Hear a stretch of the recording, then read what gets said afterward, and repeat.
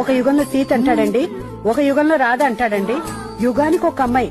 ఎలా నమ్ముతామండి మీ వాణ్ణి? ఆ మాటకొస్తే మీ అమ్మాయిని మేమెలా నమ్మాలి? పేరుకేమో లక్ష్మి అంట, ఒక్క చోట నిలవదంట. ఒక్క నిమిషం కూడా నిలవనిది రేపు మా అబ్బాయిని వదిలేసి వెళ్ళదని మాకేంటి గ్యారంటీ? అలాంటి అమ్మాయి మాకొద్దమ్మా, మీ దగ్గరే పెట్టుకోండి. ఉంచుకుంటాం. మాకేమన్నా బరువా కరువా? అదేమవుతారు? మచ్చవుతారు. చేపల వాసన. ఎలా ఒప్పుకున్నావో ఏమిటో ఈ సంబంధానికి. మీ అమ్మాయి ఎక్కడ పుట్టింది? పద్మంలోనా? బురద. అమ్మో, మా అబ్బాయి ఆ అబ్బాయికి అసలు ఇష్టం లేదు. మీ అబ్బాయికి ఏమిష్టం? మా అబ్బాయికి కొండలు అడవులు అంటే ఇష్టం. మా అమ్మాయిని అడవిలో వదిలేద్దామనే. కానీ మీ అమ్మాయికి ఏం ఇష్టం? మా అమ్మాయికి తులసి దళం. అంటే మా అబ్బాయిని తూచేద్దామనా?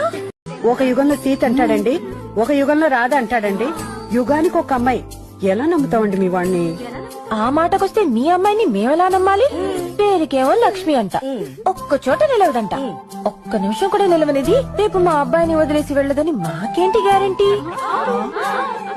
అలాంటి అమ్మాయి మాకొద్దమ్మా, మీ దగ్గరే పెట్టుకోండి.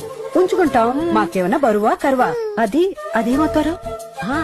మచ్చవుతారు. చేపల వాసన. ఎలా ఒప్పుకున్నావో ఏమిటో ఈ సంబంధానికి. మీ అమ్మాయి ఎక్కడ పుట్టింది? పద్మంలోనా? బురద. అమ్మో, మా అబ్బాయి ఆ అబ్బాయికి అసలు ఇష్టం లేదు. మీ అబ్బాయికి ఏమిష్టం? మా అబ్బాయికి కొండలు అడవులు అంటే ఇష్టం.